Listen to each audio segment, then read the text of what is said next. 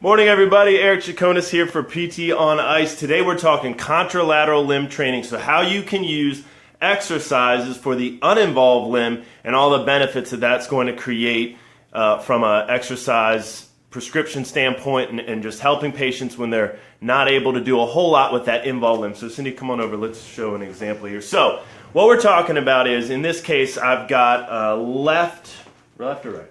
Right is a bad one.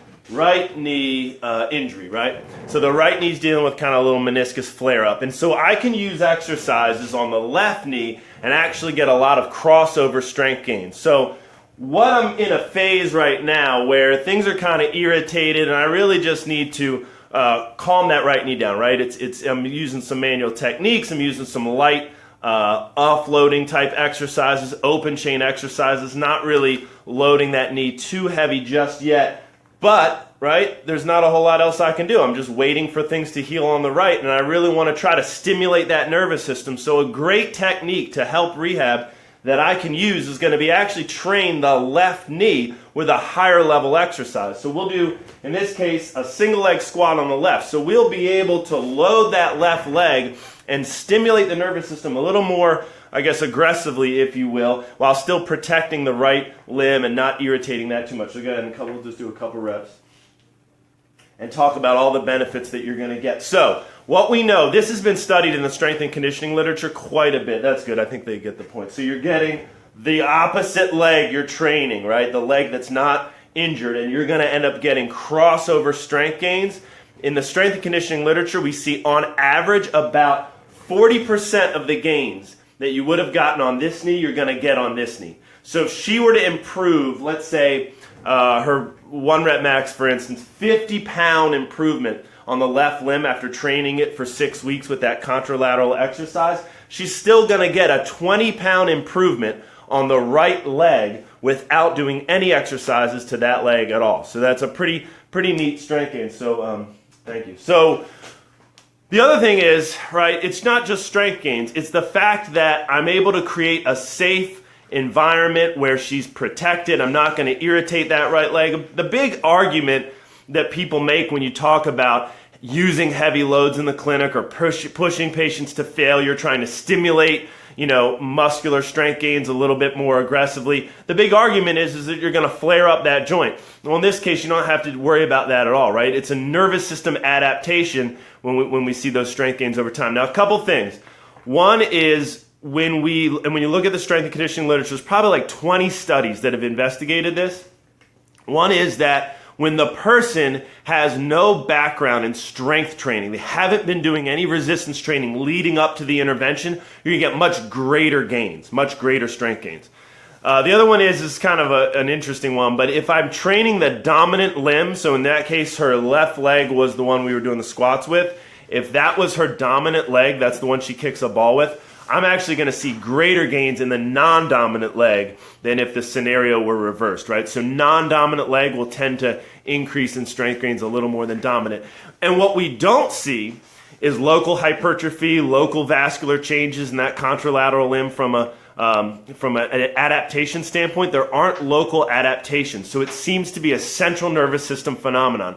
Motor unit recruitment improves, and overall upregulation of the central nervous system to get those strength gains. So it's a really nice technique where I'm in this case, not able to do a whole lot in the early phase of rehab, and I can integrate some of that contralateral limb training to help things along. Great in the post-operative population. I'm 2 weeks post-op rotator cuff repair, and I can't do a whole lot with that repaired surgical shoulder, right? I'm just basically doing passive range and some basic functional type stuff to get them to be able to put a shirt on and off and stuff like that. I can train that left limb pretty aggressively from a rotator cuff loading standpoint and get overall, right, when I get into the phase where I'm going to start exercising that right limb, I'll already have some improvement in strength gains. The other thing I like about it is it's motor learning, right, and it's re-education. So if she's doing a couple weeks of single leg squats on that left leg, now she's more familiar with the exercise, she's more comfortable with it. When we get into the phase of rehab, we're going to integrate that. She's ready to now integrate it on the injured limb. Things are going to go so much smoother, right? Because she knows what to expect, she's familiar with the movement, and she's already kind of refined and honed that movement. So it's a great technique to give people a little heads up of what they're going to experience in the involved limb eventually.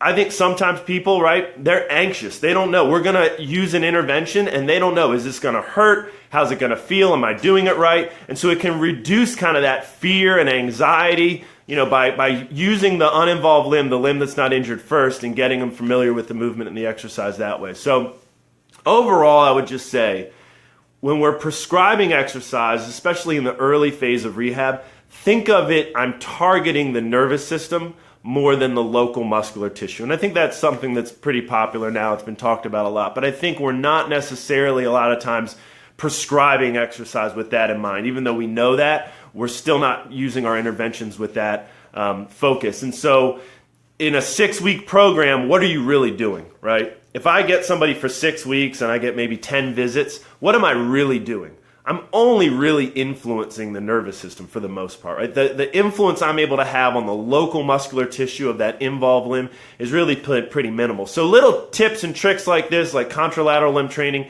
can be a nice one to integrate when you're focusing on kind of that nervous system adaptation type of exercise prescription. So hope that helps. Let's see, we've got the sampler coming up. So I'm really going to do a lot of stuff with the knee in the sampler. So if you're coming to Vegas, the second weekend of April to the sampler, we're going to do a fun, and just give you a little heads up, we're going to do a really fun kind of high-level manual therapy technique session when I go on Sunday afternoon, and we're going to get exercising. We're going to do a lot of manual therapy techniques with adjunct exercises that you would use post-manual therapy right after the intervention, so it's going to be kind of mostly lab format and be a lot of fun. And then I am in Sioux City, Iowa, the last weekend of April. So if you are in the Midwest and you can get to Sioux City, Iowa, please come out and join us. We're going to be at Briarcliff University. Big shout out to those guys for hosting us. It's going to be a lot of fun. I've really updated extremity syndromes quite a bit over the past few months. Haven't really been teaching, just been spending a lot of time diving into the literature, playing with stuff on campus and different techniques and stuff like that with patients and students, and been doing a lot of research, doing a lot of knee research lately, really looking at knee proprioceptive tests. And so I've integrated a lot of that newer stuff into the course now. It's going to be a lot of fun. So please join us if you can. Sioux City, Iowa, the last weekend of April, ptoниce.com. All right, take care, everybody.